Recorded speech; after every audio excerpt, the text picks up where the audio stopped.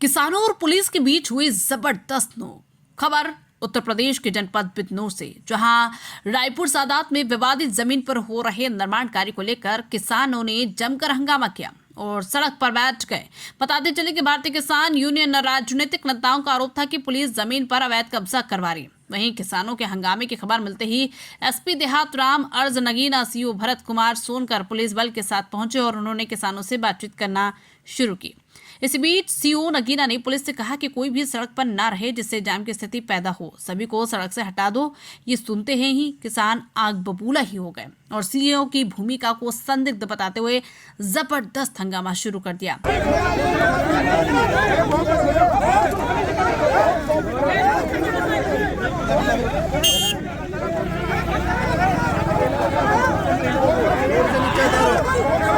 किसानों ने नगीना पुलिस पर दुर्व्यवहार करने का भी आरोप लगाया। फिलहाल एसपी देहात राम अर्ज के हस्तक्षेप के बाद निर्माण कार्य को रोक दिया गया। वहीं इस मामले को लेकर एसपी देहात का कहना है कि वो पूरे मामले की निष्पक्ष जांच करवाएंगे। जी, कल कब्जा किया जा रहा था रायपुर सादात में जमीन पर, आप लोग वहाँ पहुंचे, क्या पूरा मामला? एक जमीन है रायपुर नगीना देहात थाने में, 212 नंबर है।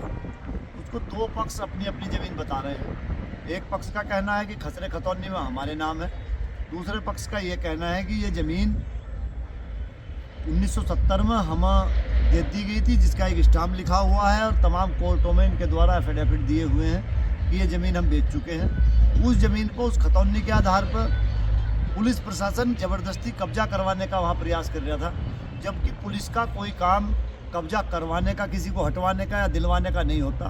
वहाँ जो क्षेत्राधिकारी नगीना, उनकी भूमिका इस पूरे प्रकरण में संदिग्ध है और वो इस तरह से व्यवहार लोगों के साथ वहाँ कर रहे हैं। अगर कहीं कोई विवाद होता है तो एक दरोगा भी जाकर वहाँ रुकवा देता है। कल हमें भी जाना पड़ा, हमारे साथ सैकड़ों लोग भी थे और हमें वहाँ बैठना भी पड़ा धरने पे, तब जाकर वो निर्माण कार्य रुका, काम बंद हुआ। सीओ की भूमिका इस पूरे प्रकरण में, चूँकि वो बहुत महंगी ज़मीन है, तो ऐसा लगता है कि सीओ क्षेत्राधिकारी जो नगीना है वो कुछ इसकी मिली भगत है, उसमें सीओ नगीना की जांच होनी चाहिए पूरे प्रकरण में, क्यों इस तरह की भूमिका वो अदा कर रहे हैं। और कोई वहाँ सांप्रदायिक माहौल पैदा करने की कोशिश की जा रही थी, इस तरह की कोशिशें नहीं होनी चाहिए। अब जब दोनों को बैठा कर वहाँ उपजिलाधिकारी के मध्यस्थता में दोनों में समझौते के प्रयास किए जा रहे हैं। समझौता अगर दोनों में हो जाता, कोई तय हो जाता तो ठीक, अच्छी बात है, और नहीं होता तो पुलिस प्रशासन को जो कानून का पालन करना चाहिए, इस तरह से किसी का कब्जा नहीं करना चाहिए।